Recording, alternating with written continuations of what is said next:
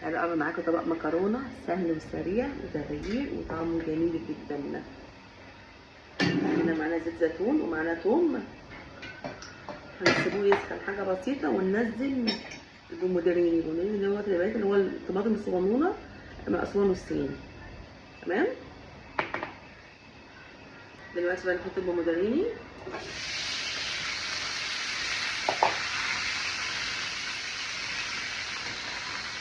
كده عشان يتقشر.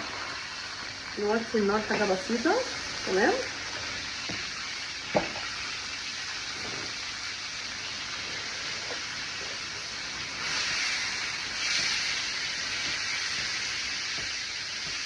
نحط الملح،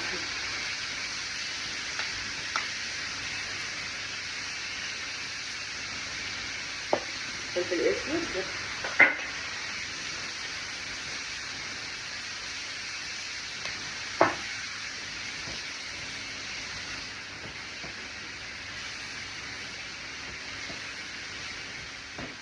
وهوطي عليه النار حاجه بسيطه واغطيه. تمام كده، واوريهولكوا بعدين. هنا خلصت الطماطم زي ما انتم شايفين اهي. نوطي النار بقى، ننزل بالتونه. حطي بقى الكميه اللي انت عايزاها بقى، يعني علبه علبتين حسب عدد الاسره بتاعتك وحسب انت بتحبيها في الاكل ولا لا. بس طبعا هي طريقه تحفه جميله جدا على فكره يعني. وبعد كده هزود لها ميه منين بقى؟ من سلق المكرونه. تمام. حطينا لها الملح والفلفل، لو عندك زيتون حطي زيتون، انا ما عنديش. بس نوطي بقى النار عشان انا مش عايزاها تتلسع ومش عايزاها كمان تنشف.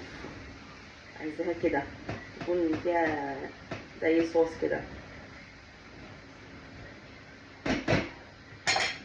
بعد ما اجي احط المكرونه هنا وتبدا المكرونه تنزل النشا بتاعها، اخد منها شويه واحطهم هنا اهو. بسلق المكرونه. انا جبت المكرونه دي يا بنات ديت، ان انا اوريدي لما خدتها من مطبخ ايطالي كانوا مستخدمين المكرونه دي.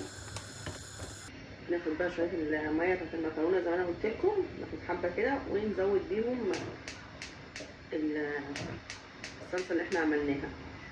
بس كده نقلبوها بقى كده، ان احنا مش عايزينها ناشفه. ناخد حبه كمان. لما بتكون المكرونه داخله في السوا كنت واخده شويه الميه كده منها وتزودي منها، احسن ما تحطي ميه من الحنفيه. ميه المكرونه هتخلي الصلصه تقيله، ليه؟ ان هي تبقى اوريدي فيها نشا كده. شايفين بقى الجمال والحلاوه؟ تحفه. شايفين كده؟ خلاص اهو هنطفي عليها بقى ديت.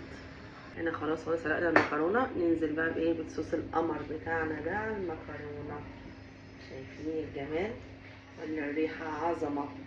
ريحتها ما شاء الله كتر بالله، تحفه بجد جامده. نقلبها بقى ونغرفها.